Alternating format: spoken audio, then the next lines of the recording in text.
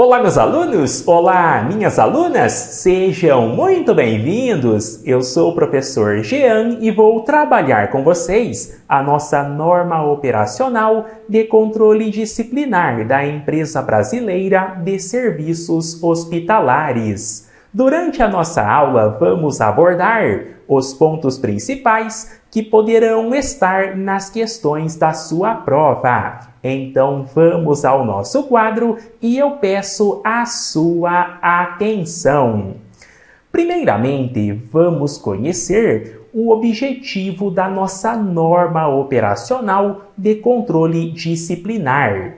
Temos aqui no artigo 1º a descrição do objetivo que você precisa levar para a sua prova. Tenha cuidado porque lá na sua prova pode aparecer uma questão pedindo para você identificar a alternativa que descreve o objetivo da norma operacional de controle disciplinar. E para acertar a questão, basta você lembrar que o objetivo da nossa norma é estabelecer os procedimentos relativos à apuração de possível irregularidade no âmbito da Empresa Brasileira de Serviços Hospitalares. Anotem no seu material. Então, se aparecer uma questão pedindo, o objetivo da norma disciplinar, basta você lembrar que é o estabelecimento dos procedimentos para a apuração de irregularidades. Então, quando ocorre qualquer irregularidade que tenha sido praticada por agentes públicos da Empresa Brasileira de Serviços Hospitalares, os procedimentos para investigar, apurar, analisar,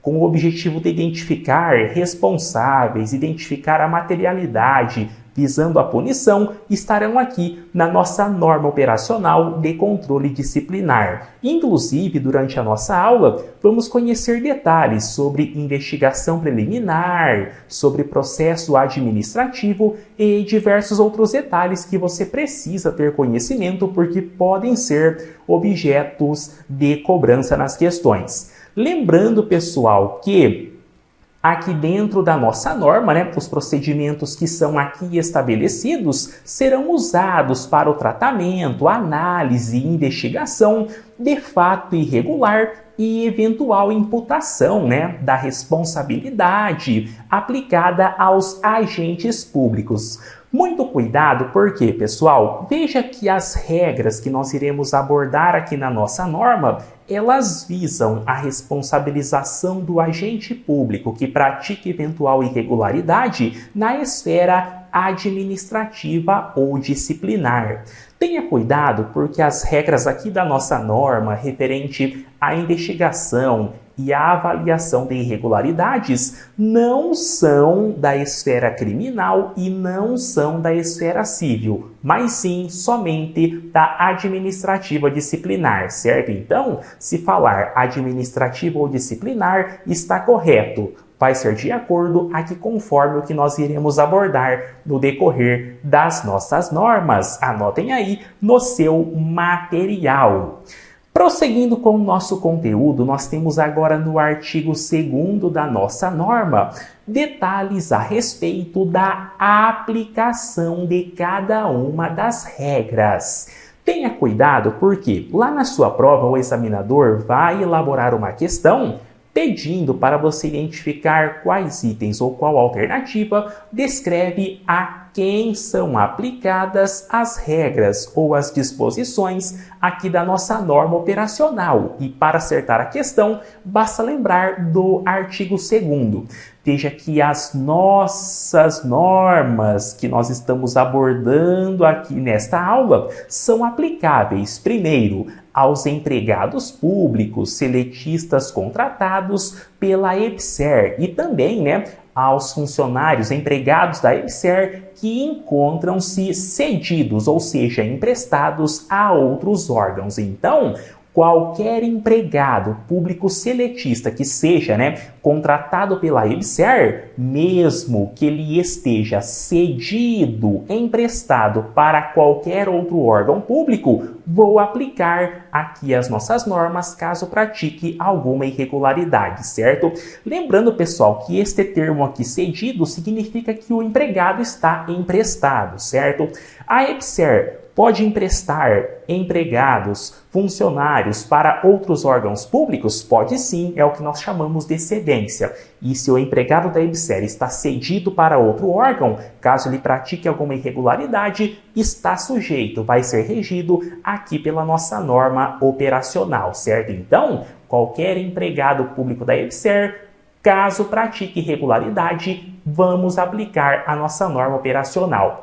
Também os agentes públicos cedidos ou em exercício na EBSER, caso pratiquem irregularidades, também vou aplicar a nossa norma, certo? Cuidado, pessoal! Outros órgãos públicos podem emprestar seus empregados, seus servidores para trabalhar na EBSER? Podem, assim como a EBSER pode emprestar seus empregados para os outros também podem emprestar, seus empregados, funcionários para a EBSER. E quando ocorre, qualquer um desses empréstimos, estando ali na alçada da EBSER, vou aplicar a nossa norma operacional, certo? Também eu aplico a nossa norma aos membros do corpo diretivo da EBSER e também aos residentes e estudantes. Cuidado porque, pessoal, pode aparecer uma questão maliciosa na sua prova falando que aos residentes e aos estudantes que estão nas unidades, nas universidades que estão ligadas à EBSER, não são regidos aqui pela nossa norma operacional caso pratiquem irregularidades. E vai estar errado, porque são sim regidos, eu vou aplicar também, tanto aos residentes como também aos estudantes. Então, pediu para identificar a quem se aplica a nossa norma, basta lembrar aqui do artigo 2º. Muito simples e muito fácil. Inclusive, a nossa disciplina aqui, o professor costuma dizer que é a hora do recreio, é o conteúdo mais tranquilo, que você pode relaxar, Basta prestar atenção no que está sendo abordado em aula, no que está no seu material de apoio, que não terá dificuldade para acertar a questão. Garanto, que tudo que está sendo abordado aqui é dessa maneira que vai ser cobrado, de certa forma, lá nas questões da nossa disciplina, beleza? Prosseguindo com o nosso conteúdo, nós temos aqui ainda o parágrafo único do nosso artigo 2º. Tenha cuidado porque o parágrafo único possui algumas informações que despencam nas questões de prova. Muito cuidado porque, pessoal, na aplicação aqui da nossa norma, precisamos obedecer, certo? Alguns princípios. Anotem, então, para poder aplicar aqui a nossa norma, preciso obedecer alguns princípios. Cuidado porque lá na sua prova, o examinador vai elaborar uma questão contando uma historinha e vai pedir para você identificar quais princípios precisam ser observados, precisam ser obedecidos na aplicação da norma operacional de controle disciplinar. E nós vamos conhecer quais princípios são agora. Temos aqui o primeiro princípio, que é a legalidade. Temos aqui o segundo princípio, que é a finalidade. Temos o terceiro, que é o princípio da motivação. Temos aqui ainda o princípio da razoabilidade. Temos aqui também o princípio da proporcionalidade. Temos aqui ainda outro princípio, que é o da moralidade. Temos aqui também o princípio da ampla defesa. Temos também inserido aqui o princípio do contraditório. Temos aqui também o princípio da segurança jurídica. E por último, temos aqui o princípio do interesse público e da eficiência. Então, são estes princípios que eu preciso obedecer cada um deles durante a aplicação da norma operacional, certo?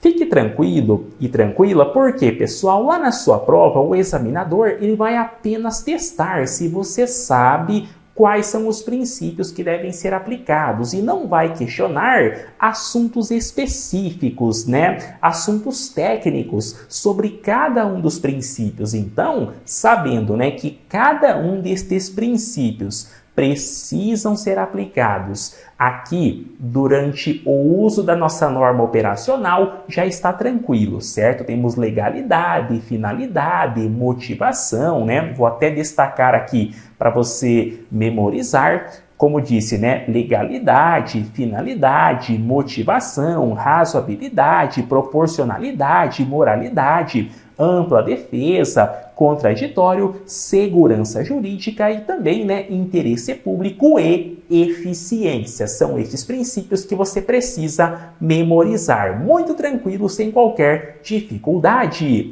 Vamos agora conhecer detalhes a respeito da apuração, da investigação de fatos irregulares que tenham sido praticados por agentes públicos que são ligados à EBSER. Temos aqui, no artigo 4º da nossa norma, a descrição a respeito de um instrumento que é a investigação preliminar, conhecida também como IP. Tenha cuidado, porque esta investigação preliminar é um procedimento que deverá ter a sua instauração quando houver a necessidade, né, de uma apuração que demande levantamento e coleta de informações, de elementos para análise acerca da existência ou não de elementos de autoria e materialidade. O que significa isto, pessoal? Todas as vezes quando ocorre, né, algum fato irregular dentro da EBSER, eu preciso identificar a autoria e materialidade. No caso da autoria, é um possível autor, um possível agente que tenha praticado aquela irregularidade. Já a materialidade é a materialização do fato irregular, é a comprovação de que houve sim uma irregularidade.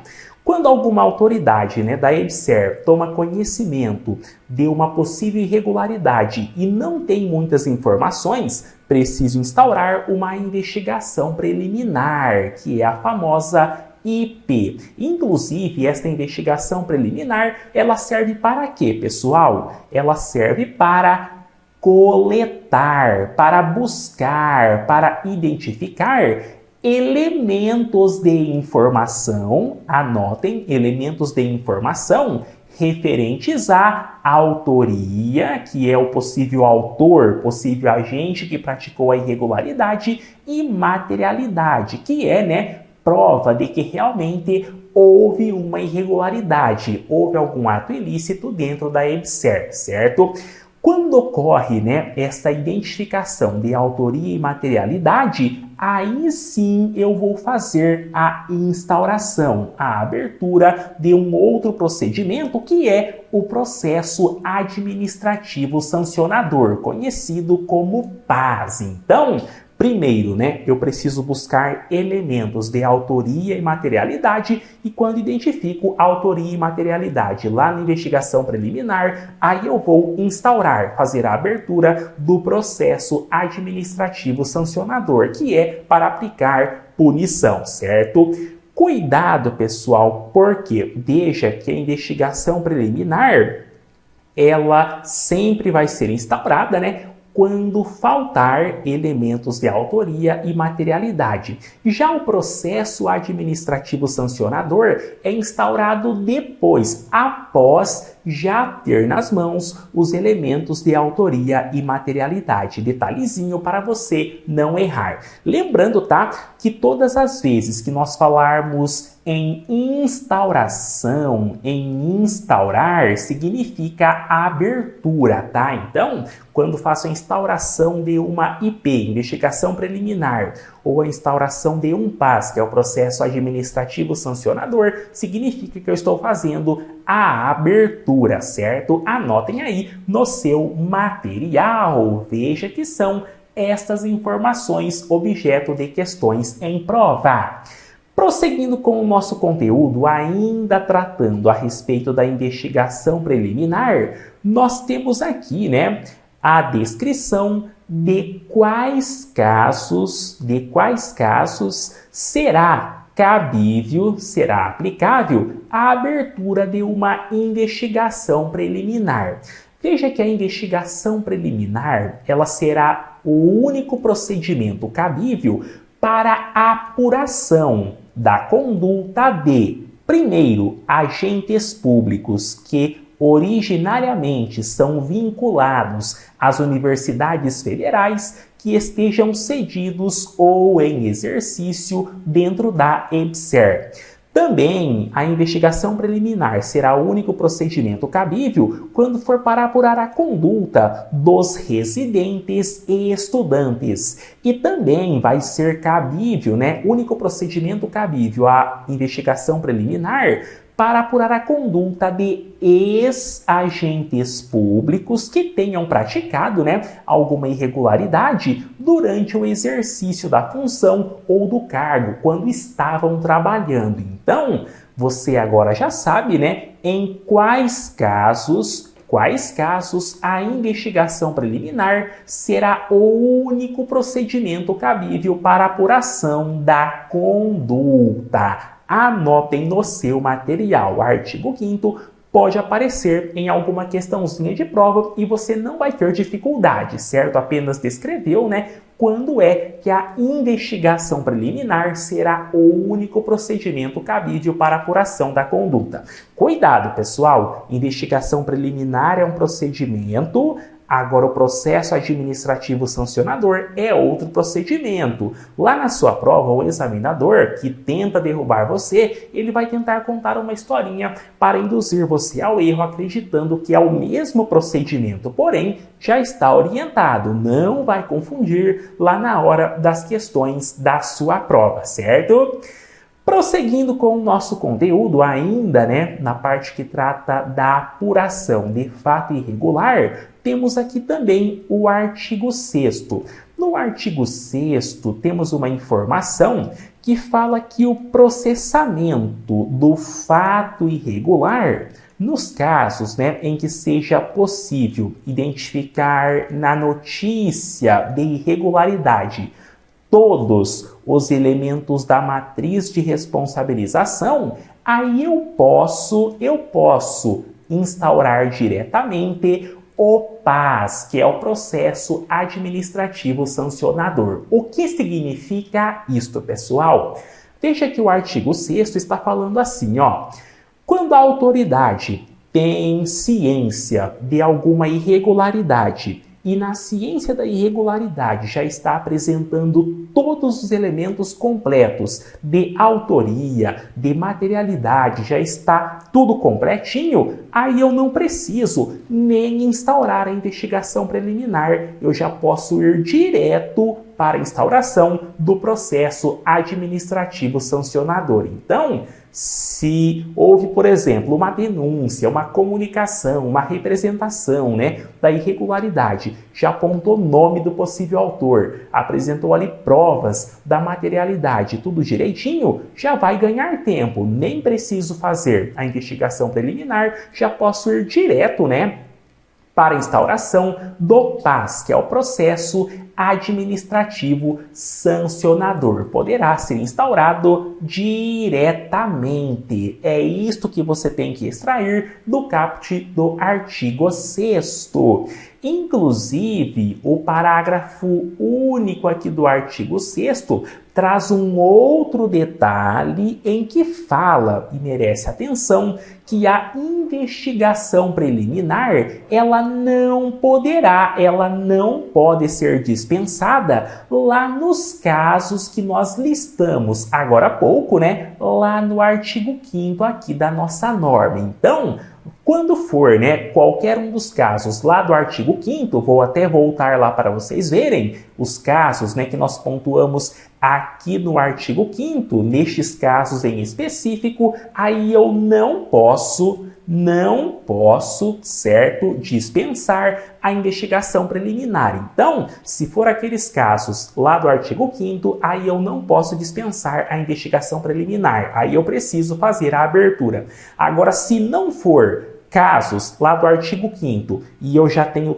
todos os elementos de autoria e materialidade, aí eu posso dispensar a investigação preliminar e ir direto para o processo administrativo sancionador. Muito tranquilo, né? Creio que ficou claro e agora você não erra mais. Cuidado! Artigo 6º, tá? Tanto aqui o caput como também o parágrafo único podem aparecer em questões. Veja que dentro de um mesmo artigo, né, eu tenho situações em que eu posso abrir mão da investigação preliminar e logo no parágrafo único do próprio artigo 6º, situações em que eu não posso abrir mão, não posso dispensar a IP, investigação preliminar, beleza? Veja que esta parte, né, relacionada à apuração do fato irregular, do artigo 1º até o artigo 6º, que está sendo cobrado no seu edital, são essas informações apenas que você precisa se preocupar, certo? O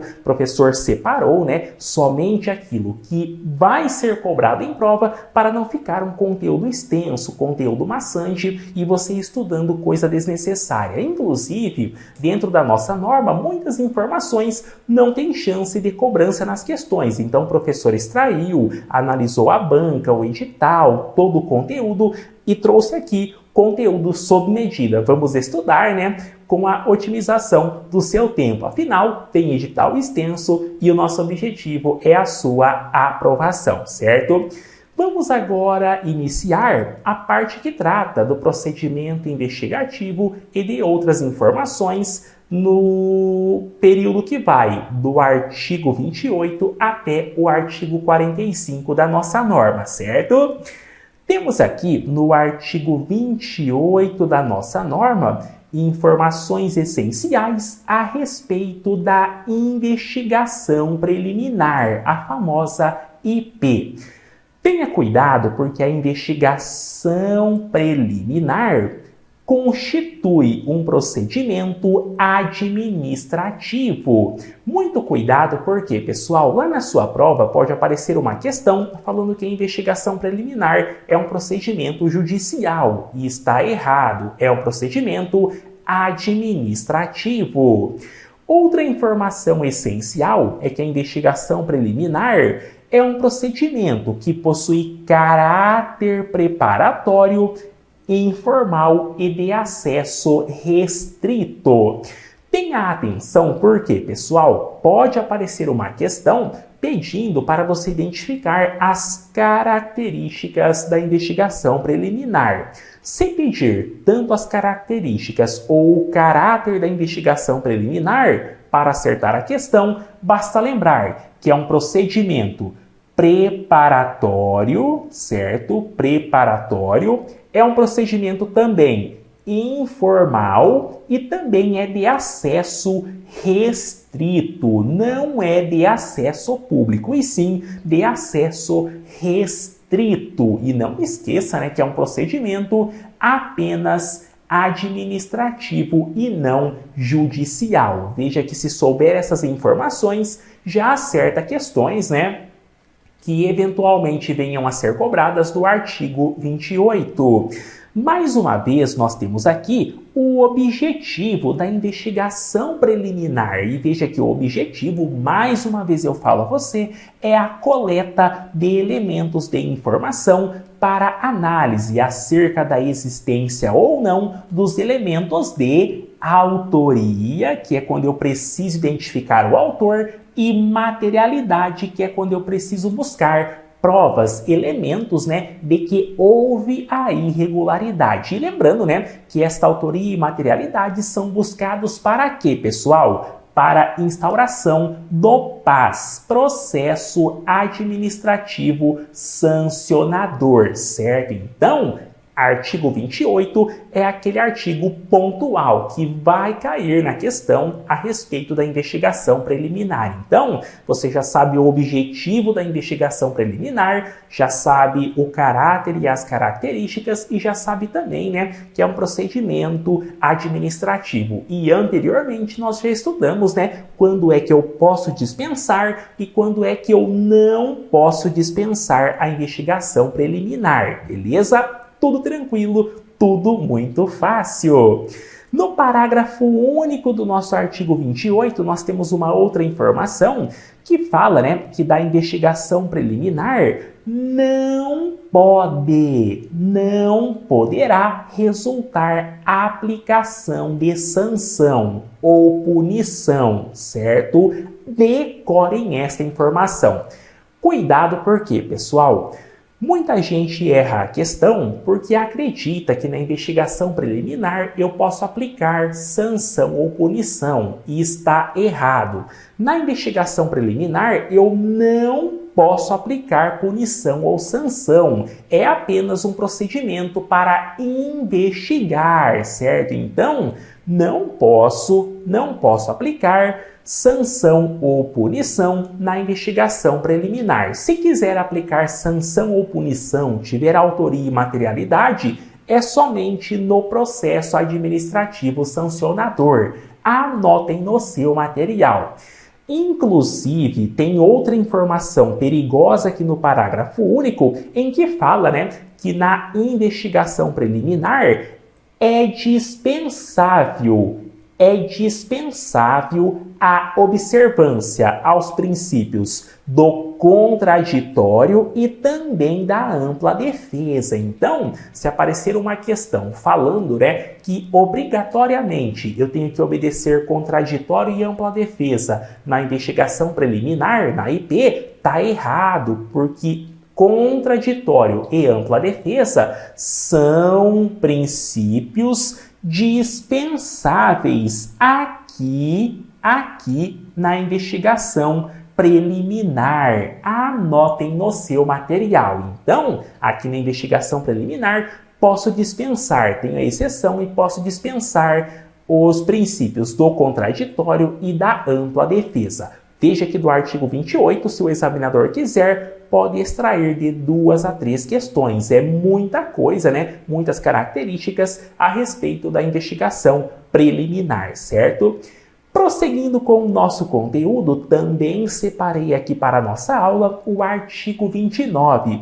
No artigo 29, nós temos uma informação em que fala que será assegurada a investigação preliminar o sigilo necessário para o esclarecimento do fato. Ou seja, pessoal, o artigo 29 está falando, né, que a investigação preliminar não é um procedimento público, e sim sigiloso, de acesso restrito. Então, acontece na surdina, né? Ninguém fica publicando, não fica divulgando, porque é de acesso restrito, ou seja, é um procedimento sigiloso. Anotem no seu material. No parágrafo único do artigo 29, nós temos uma informação em que fala, né, que poderá ser concedido acesso ao procedimento, ao processo, mediante, né, solicitação, requerimento do agente público que for mencionado na denúncia ou por seu defensor legalmente constituído, desde que não prejudique, né, o andamento das investigações. Então, o agente público, né, o funcionário que foi denunciado, que está sendo acusado, que está sendo investigado, ele pode solicitar, pode fazer o requerimento para ter acesso à investigação preliminar. Ou também, né, por meio de seu advogado, que é o defensor, pode solicitar acesso também e vai ser concedido se não atrapalhar o andamento das investigações, certo? Então, mesmo sendo um procedimento sigiloso, né, a investigação preliminar, o agente público que for acusado, que estiver sendo investigado, ou seu advogado, seu defensor, podem sim solicitar, podem fazer o requerimento para ter acesso à investigação preliminar. Anotem aí no seu material. Veja que a investigação preliminar é repleta de informações, certo? Prosseguindo com a nossa aula, temos aqui agora o artigo 30, que fala a respeito da instauração, da abertura da investigação preliminar. Tenha cuidado, porque a investigação preliminar ela vai ser instaurada tanto de ofício ou também pode ser instaurada com base em notícia de irregularidade que tenha sido recebida. Ou seja, pessoal, quando a autoridade lá dentro da EBSERH identifica, por conta própria que há irregularidade, posso fazer a abertura da investigação preliminar de ofício, ou seja, por determinação da própria autoridade sem ninguém provocar. Também, outra forma de instauração da investigação preliminar é quando houver denúncia, notícia de irregularidade. Então, se alguém encaminha, uma notícia de irregularidade, posso instaurar, posso fazer a abertura da investigação preliminar. Agora, se a autoridade fica sabendo sozinha, de ofício, de alguma irregularidade, também pode fazer a abertura, pode fazer a instauração da investigação preliminar, certo? No parágrafo 1º do nosso artigo 30, nós temos uma informação que fala que a abertura, a instauração da investigação preliminar vai ser feita por meio de portaria. Então, se aparecer uma questão pedindo qual é o ato para a instauração da investigação preliminar, lembre-se que é mediante portaria. Anotem no seu material. Inclusive, esta portaria com a instauração, ela tem que ser publicada em boletim de serviço e tem que ser designada, no mínimo, um comissário para atuar nesta investigação preliminar.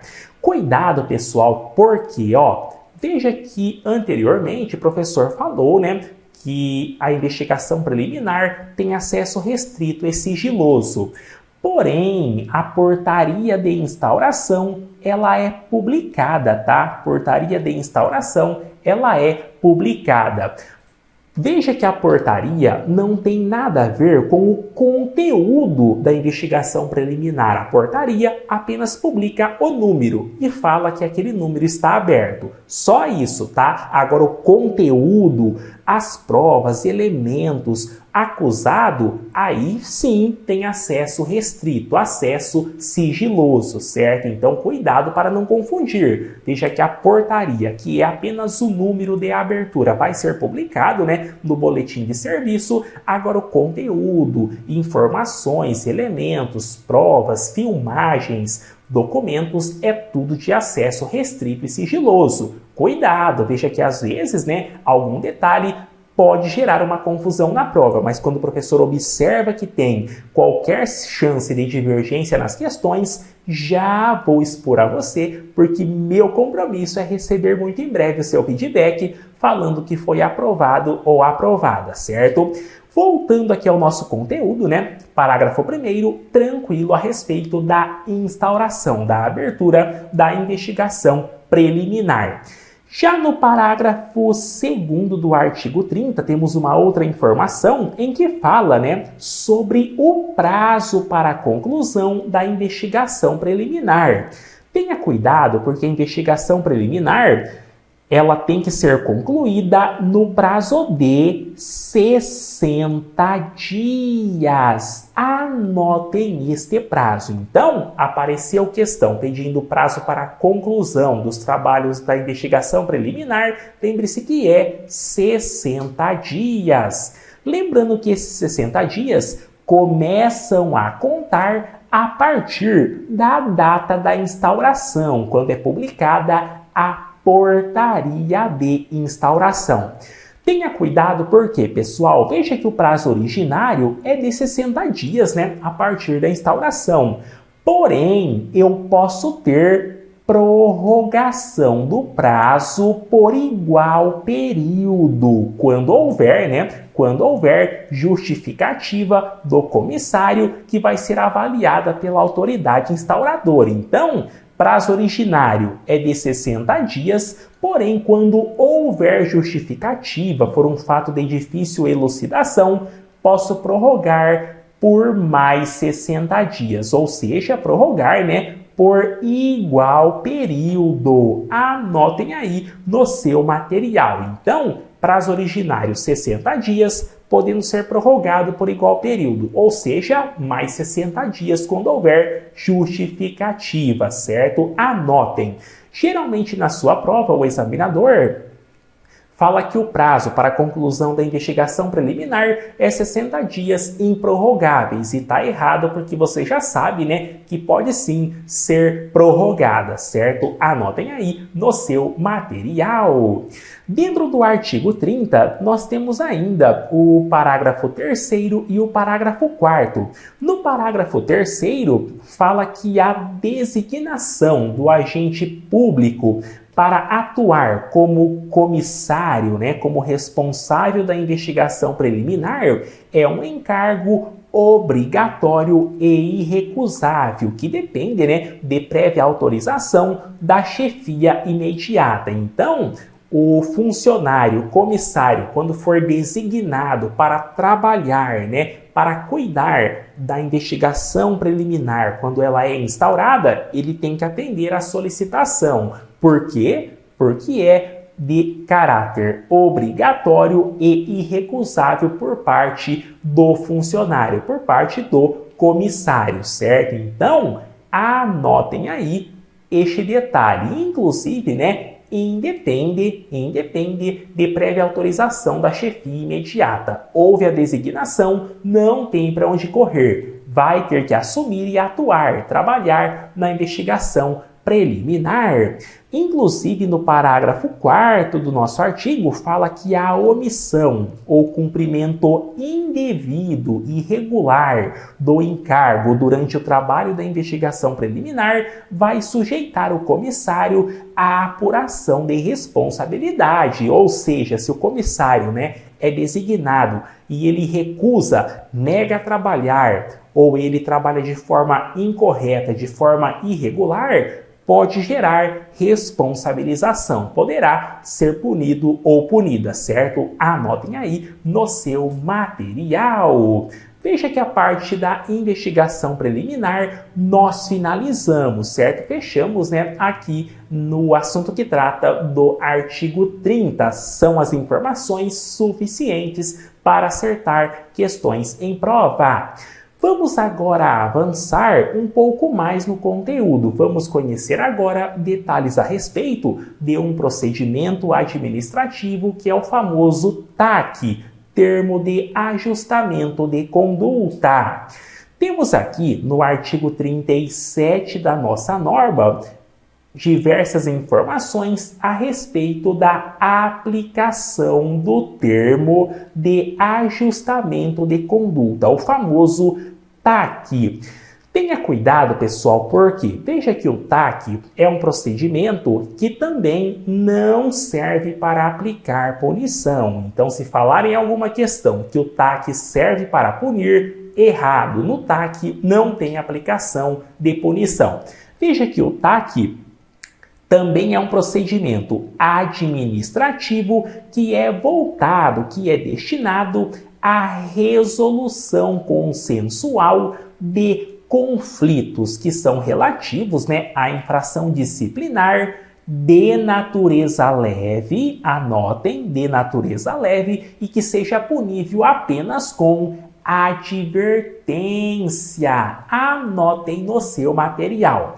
Tenha cuidado porque, pessoal, veja que o TAC é um procedimento muito restrito, em que eu não vou aplicar em qualquer infração disciplinar praticada por agente público da EBSER. Veja que o TAC somente vai ser aplicado quando a infração disciplinar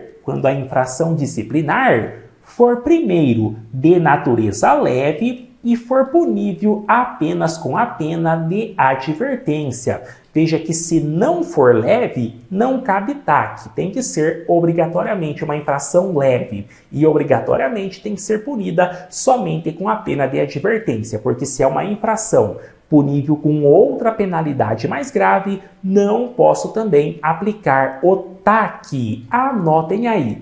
Basicamente, o TAC é um acordo para que o servidor que praticou uma infração leve, punível com advertência, ele cumpra, algumas exigências e não sofra punição. Anotem o conceito que o professor acabou de explicar. Então, o TAC é um acordo para que o agente público que praticou infração leve, punível com advertência, não sofra punição. Anotem que daí você não erra.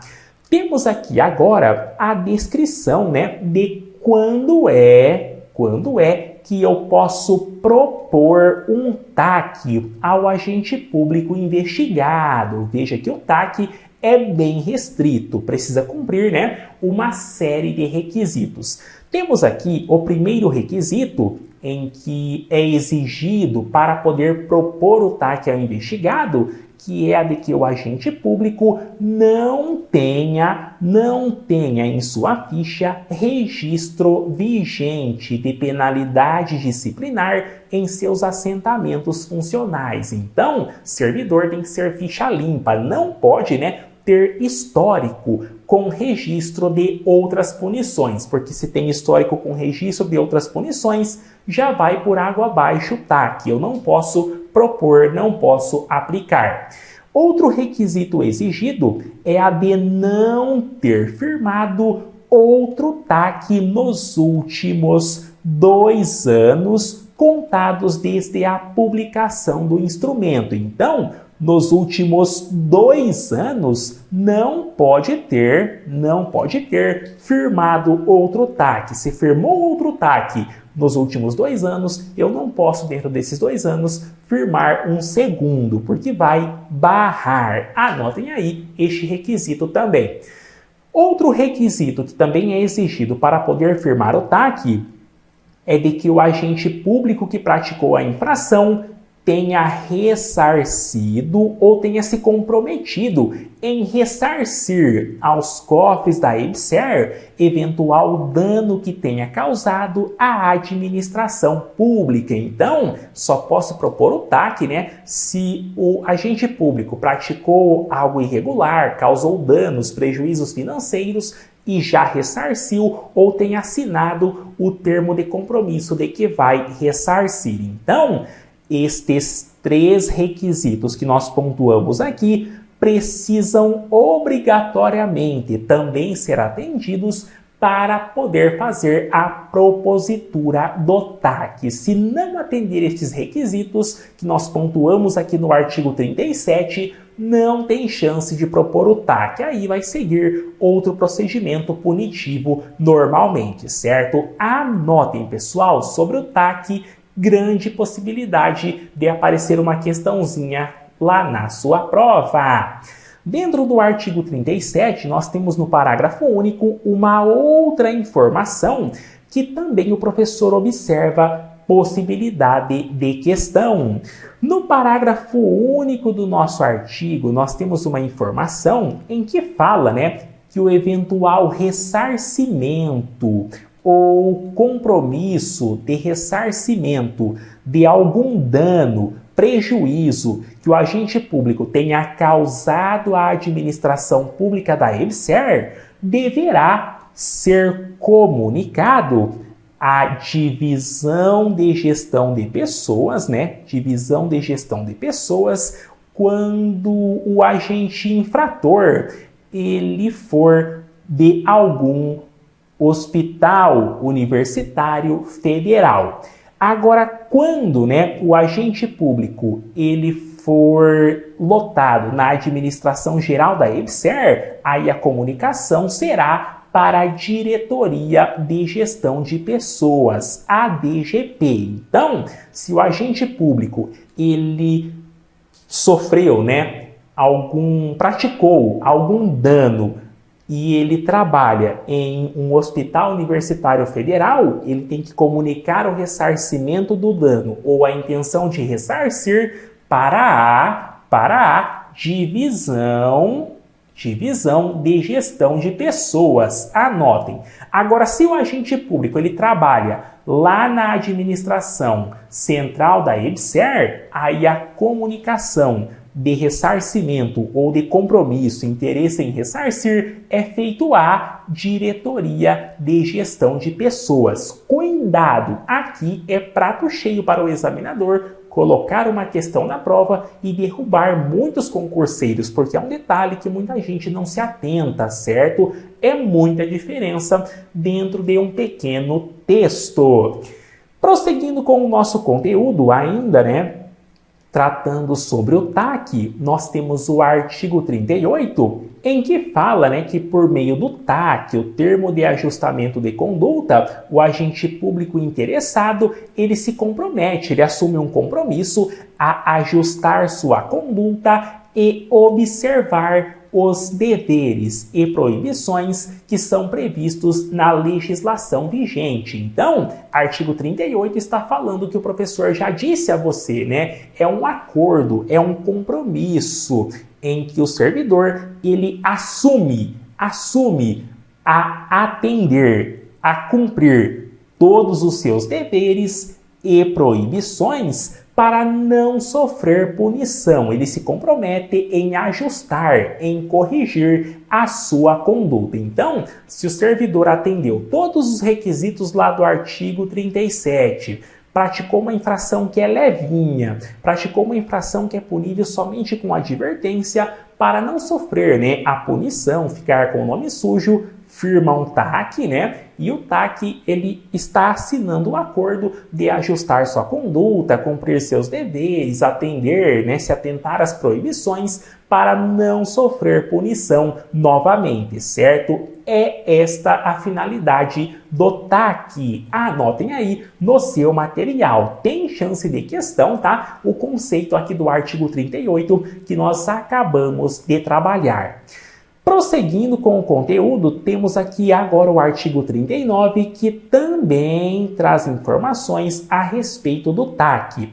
Tenha cuidado porque a celebração do termo de ajustamento de conduta vai ser realizada pela autoridade competente para instauração do respectivo procedimento acusatório. Então, a autoridade competente que tem o poder dentro da EBSER para apurar a conduta do servidor é quem vai, né, verificar se atende os requisitos e, se atender, vai propor a celebração do TAC.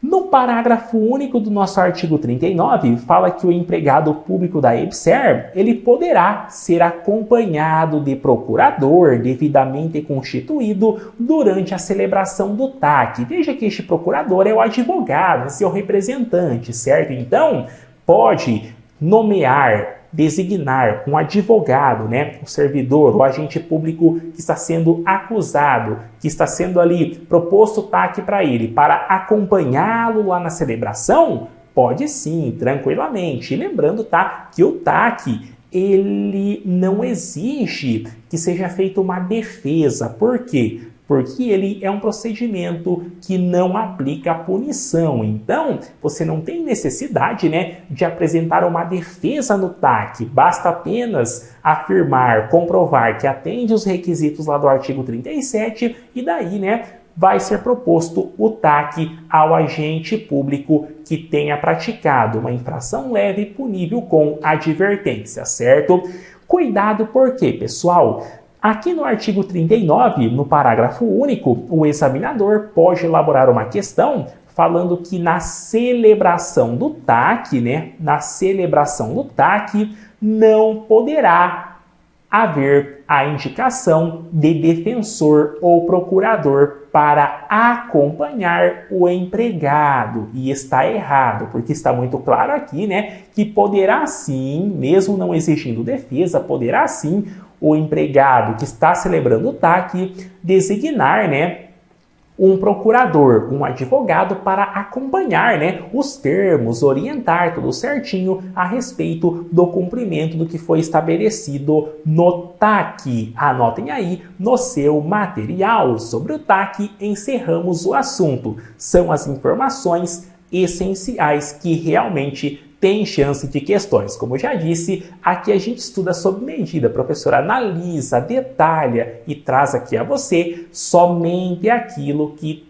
tem chance de questão. Imagina só, se fosse para você ficar estudando, lendo, ouvindo cada artigo, cada detalhe, cada informação, seria muito maçante, ficaria algo gigantesco, extenso e seria totalmente, né, algo cansativo a você. Afinal, como já disse, você tem um edital extenso, então a gente vai trabalhar tudo direitinho aqui, o suficiente para a sua aprovação, certo?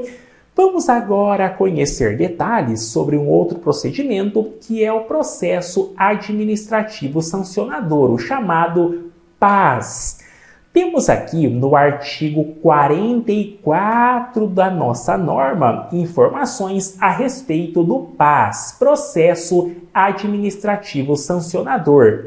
Temos aqui uma informação em que fala que a autoridade competente deverá instaurar, fazer a abertura do PAS se verificar a existência de todos os elementos da matriz de responsabilização. O que é isto, pessoal? O que é esta matriz de responsabilização? Veja que esta matriz é apenas um documento em que eu vou anotar se existe autoria e se existe materialidade. Então, matriz de responsabilização é um documento em que a autoridade vai anotar se existe autoria, que é o autor, ou materialidade, que é a prova de existência da infração. Quando a autoridade verifica que existem os elementos, né, da matriz de responsabilização, que é autoria e materialidade, aí sim deverá a autoridade obrigatoriamente determinar a abertura do processo administrativo sancionador. Anotem no seu material. Veja que você tem que anotar da forma que o professor explicou, porque se vier alguma questãozinha sobre o PAS, processo administrativo sancionador, você não terá dificuldade para acertar, certo? Inclusive, nós temos aqui também, né, as hipóteses em que eu vou fazer a abertura também do processo administrativo sancionador. Veja que o PAS, ele pode ser instaurado, ele pode ser aberto nas seguintes hipóteses. Primeiro, quando a infração disciplinar praticada pelo agente público não seja sujeita a arquivamento ou a instauração da investigação preliminar aqui nos termos da nossa norma. Então, se houve uma infração disciplinar e ela não é algo para arquivar e não é algo para ficar somente na instauração da investigação preliminar, vou instaurar o processo administrativo sancionador, certo? Porque significa que eu tenho autoria, tenho materialidade, então não posso arquivar e não posso deixar só na investigação preliminar, porque como você já sabe, na investigação preliminar não serve para aplicar punição. Agora o PAS, aí sim eu posso aplicar punição, certo? Também eu posso instaurar o processo administrativo sancionador quando o funcionário, quando o agente público, ele recusa ou descumpre o TAC. Anotem, então, se o agente público ele recusar a celebrar o TAC ou ele descumprir o que foi estabelecido no TAC, lá nos termos do artigo 43, parágrafo 2º, tá? Que você não precisa se preocupar, aí eu vou fazer a abertura do PAS, beleza? Como já disse, artigo 43, parágrafo 2º, não precisa se preocupar. A única coisa que você tem que saber é que quando o servidor ele recusar, assinar o TAC ou descumprir aquelas condições que nós já estudamos anteriormente, que precisam ser atendidas para a celebração do TAC, aí vou para o processo administrativo sancionador. É esta informação que você tem que levar para a prova. Também eu posso instaurar o PAS, processo administrativo sancionador, após a conclusão e a apreciação do relatório conclusivo de investigação preliminar. Ou seja, pessoal, quando a investigação preliminar termina, eu preciso fazer um relatório conclusivo. Se no relatório conclusivo lá da investigação preliminar for apontado autoria e materialidade em uma irregularidade, aí sim, apreciando este relatório, vou fazer a abertura do processo administrativo sancionador, certo? Então, são nestas hipóteses apontadas aqui no artigo 44 em que a autoridade deverá, é obrigatório, deverá instaurar o PAS. Anotem aí no seu material, certo? Veja que é um detalhezinho muito simples e muito fácil e você não vai errar. E lembrando, tá? Que no processo administrativo sancionador, lá eu aplico punição. Lá o servidor, se ele não for absolvido, tem punição, certo?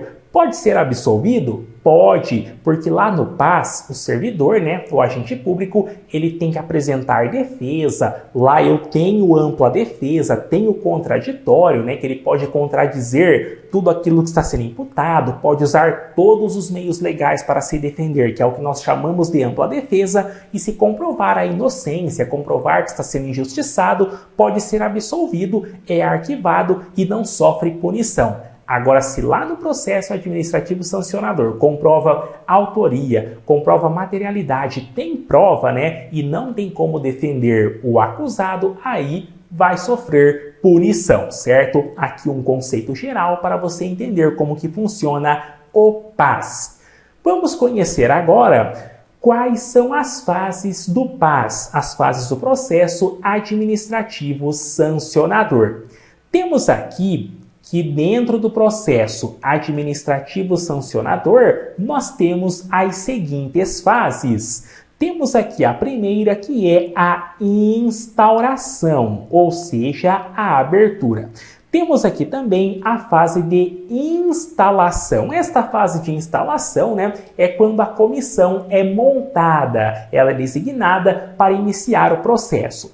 Temos aqui a outra fase, que é a de citação. Veja que a citação é quando o acusado é citado, é chamado, é cientificado de que está sendo processado, certo? Então, citação é também uma fase do PAS. Temos aqui também outra fase, que é a apresentação da defesa, a defesa escrita, ou seja, o servidor, né, o agente público, o funcionário, pode se defender, pode apresentar defesa escrita aqui no PAS. Temos a próxima fase, que é a instrução, que é quando ocorre, né, oitiva de testemunhas, ou quando ocorrem os depoimentos, tudo aquilo que vai servir, né, para a comissão formar ali a convicção. Temos aqui também as razões finais, que é uma fase, né, em que são os últimos momentos antes da elaboração do relatório final. Temos aqui também o relatório conclusivo. No relatório conclusivo é quando a comissão que trabalhou no PAS vai produzir um documento, né, apontando tudo que foi identificado da acusação, que foi identificado da defesa. É um relatório já final, né, direcionando os trabalhos do processo administrativo sancionador. Temos aqui também, dentro do PAS, a fase de análise jurídica, que é a verificação, né, se todas as regras foram obedecidas, se teve ampla defesa, teve contraditório, se teve, né, o respeito a todos aqueles princípios que nós pontuamos lá no início da aula, para não ter aí uma nulidade. Temos aqui também a fase do julgamento, que é quando a autoridade, né, vai julgar, vai analisar o relatório conclusivo da comissão. E temos aqui também a fase de recurso, que é quando o acusado pode apresentar recurso, caso não concorde com o resultado do julgamento. Então, se o acusado, lá no final, após o julgamento, sofreu a punição e não concorda com a punição, ele tem direito a recorrer, que é o direito ao recurso. E por último, uma outra autoridade vai julgar, fazer o julgamento do recurso, que é o que nós chamamos de julgamento recursal. Então, aqui também são as últimas fases do PAS, do processo administrativo sancionador. Lá na sua prova, o examinador, ele vai pedir para você identificar quais itens ou qual alternativa descrevem fases que compõem o processo administrativo sancionador. E para acertar a questão, só lembrar aqui das fases que nós pontuamos, tá? Das fases que nós pontuamos dentro do nosso artigo 45. Anotem aí no seu material, beleza? Muito tranquilo, muito fácil, sem qualquer dificuldade. Temos aqui também o parágrafo único do nosso artigo 45, em que fala, que as fases do PAS descritas nos incisos 5, 6 e também no inciso 8 deste artigo poderão ser dispensadas de acordo com critérios estabelecidos nesta norma. Ou seja, pessoal, veja que a fase 5, 6 e 8 tem a possibilidade, tá? Tem apenas a possibilidade de serem dispensadas. Porém, a regra é que todas sejam obedecidas. Lá na sua prova, o examinador, ele não vai, questionar estas fases que podem ser dispensadas. Fiquem tranquilos. Lá na sua prova, ele vai exigir a regra. Se você sabe todas as fases que nós pontuamos que podem ocorrer durante o processo administrativo sancionador, certo? Então, leve a regra e não se preocupe com estas fases que podem ser dispensadas, porque eu garanto a você que vai ser cobrada a regra e não a exceção. Fiquem tranquilos, podem confiar no professor, porque meu objetivo é sim receber seu feedback com a aprovação, certo? E por aqui finalizamos a nossa norma operacional relacionada a questões disciplinares da EBSERH, beleza? Como vocês perceberam, foi tudo muito objetivo, conteúdo sob medida, o professor extraiu aquilo que realmente tem chance de questões e vocês podem estudar tranquilos. Inclusive no material de apoio, tem várias outras informações que o professor adicionou para que fiquem disponíveis e seguindo o que foi orientado lá, vamos alcançar a tão sonhada aprovação. Então, termino minha aula por aqui, estou à sua disposição. Peço que não esqueça de acompanhar nossas redes sociais, porque assim vocês ficam atualizados de todas as informações dos mais variados concursos do Brasil. Então, termino por aqui, desejo uma excelente preparação, um abraço e bons estudos!